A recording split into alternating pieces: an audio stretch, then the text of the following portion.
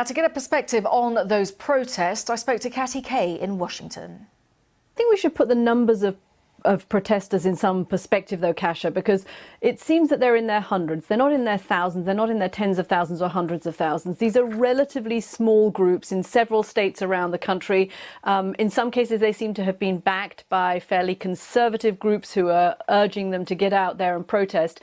And to some extent, look, you can understand it. 22 million Americans have lost their jobs. People are very anxious about the state of the economy. This is people's livelihoods at stake. They're not getting a paycheck. They can't make their rent. They can't pay their bills, and they want to go back to work. So it is an understandable instinct that people really want this lockdown to be over.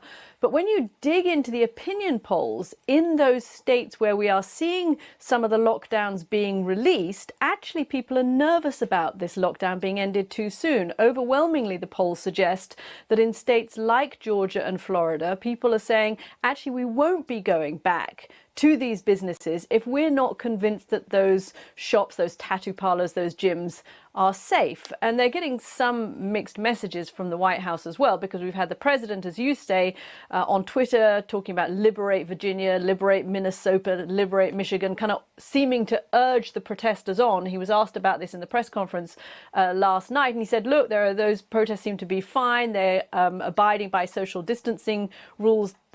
From the images I have seen, that is certainly not always the case.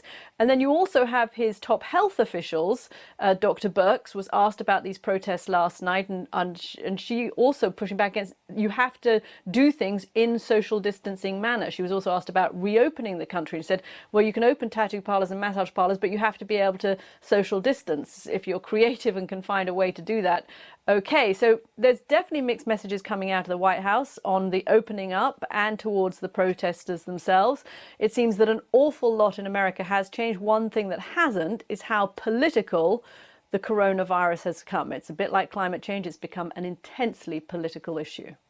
As it is in so many countries. Katty, thank you especially for putting us into perspective the number of protesters. Also, another very interesting line coming out. If anybody thought that this coronavirus would be over anytime soon, there's a stark warning from a top health official warning about a second possible resurgence of this virus.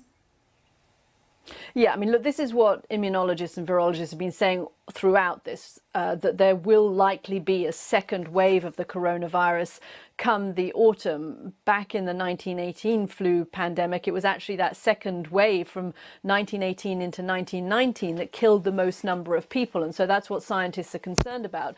What the head of the Centers for Disease Control was particularly pointing out is that if we do get a second wave in the autumn and going into the winter, it will coincide with the regular flu season. And that's why he's saying that he feels it could be even more dangerous the second time around, the second wave, because of the conflux of things. We're coming out of the flu season now, so hospitals are not having to treat people with COVID-19 as well as people with the regular flu. Once we head into the autumn and into the winter, there's going to be another season of flu, and so hospitals are going to have to cope with both. I should say the president on Twitter pushing back against that reporting, saying that the head of the CDC was misquoted and will be putting out a statement to clarify his comments.